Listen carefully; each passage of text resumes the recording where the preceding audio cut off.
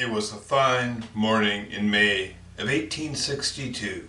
George McClellan looked at the beautiful Antietam Creek, surveyed the battlefield. He had a plan. Fighting Joe Hooker would open up the battle, moving in from the north, supported by two other corps. Ambrose Burnside would move on the Confederate right flank, across the lower bridge. Sumner would demonstrate in the center with the artillery. McClellan walked back to Pie House, lit up a cigar, looked at his generals and said, "Let's win this thing."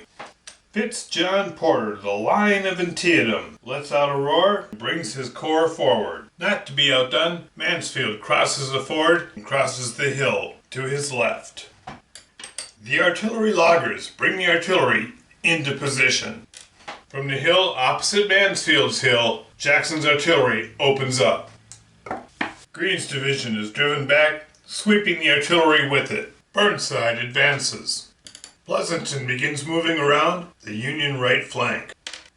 Sumner appears on the hill. Hooker advances on the right.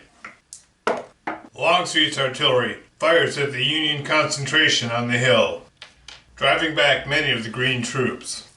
The morning sun continues to rise over the battlefield. Hearing of Yankee movement on the Confederate left, Stuart brings forth some cavalry. Jackson's artillery continues to fire on the hill.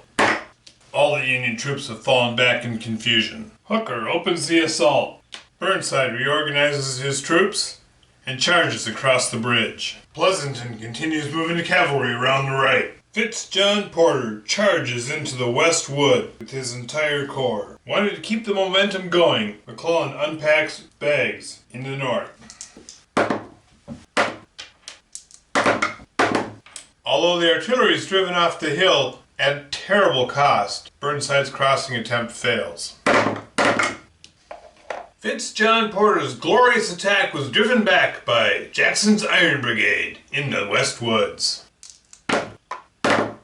Though not without effect, the thin Confederate lines stretched to the Potomac collapse under the assault of Hooker. It's late morning. Burnside's corps recovers. Franklin's 6th Corps arrives and begins heading south to help Burnside. John Porter rallies his troops and sends them back in. One more time should do it. Stuart mounts his cavalry on the hill. Richmond, we could have a problem. Things seem to have quieted down for a moment in the south. So Longstreet brings forward his bags and unpacks them. Resupplies his artillery. Reinforces troops opposite the bridge. Mansfield's troops recover. Hooker moves to roll up the Confederate line. Northern artillery opens up and tries to silence the Southern artillery, but the shooting is ineffective. Pleasanton brings the cavalry forward to reinforce the Union right. Jackson falls back and builds a new line outside of Union artillery range. It's late morning and Hooker would like a little help from the rest of the army. Mansfield hears the plea and moves forward. Not to be outdone or shamed, Burnside leaps across the bridge. Franklin advances, ready to follow up any success. Finally, the long silent Union battery opens up, with no effect. The artillery in the center moves up. John Porter yells, "Don't doubt me," and charges forward. Stuart's cavalry flanks the attack. Hooker does what he can, but he can't save Porter. Flanked is flanked. It's a desperate situation and Jackson flies into action. He sends Ewell around his left flank. Sumner prepares his assault. Burnside's assault on the Rohrbach Bridge. The fighting is desperate. With heavy losses, Burnside is thrown back. Having taken a total of over 50% losses, Burnside's 9th Corps is now ineffective. In the north, Porter's glorious attack ends in the absolute destruction of the 5th Corps. Jackson is doing well. Hooker's corps receives heavy losses as Hampton's cavalry falls back. It's early afternoon and Union losses are mounting. But now Mansfield's corps charges north of Sharpsburg. Jackson's artillery opens up and dries off Doubleday's division of Hooker's corps. Having done their job, Stuart recalls his cavalry. Now Franklin's corps attempts to force the bridge. Longstreet stations his artillery by the Blackford Farm. The Union Southern Artillery Battery opens up one more time, with an unexpected, devastating effect. Walker's division falls back into the rest of Longstreet's corps and pushes them along, throwing them all into disarray. Union artillery in the center opens up on the Confederate lines. And Sumner's corps springs the trap.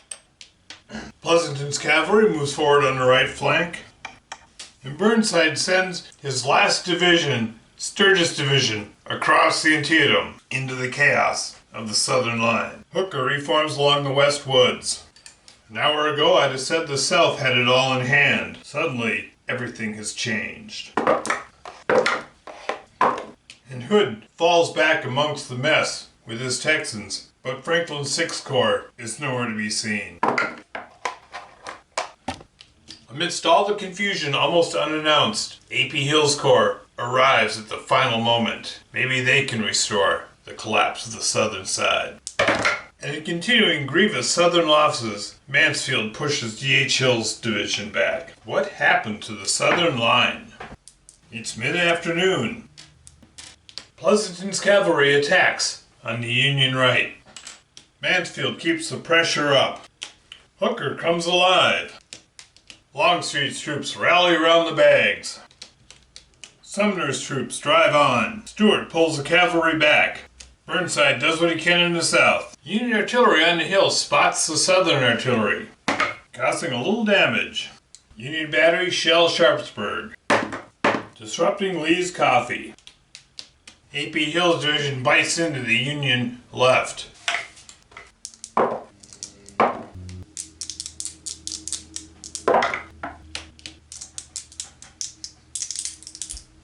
Hood's exhausted troops save the bags, and Sumner loses a lot of men.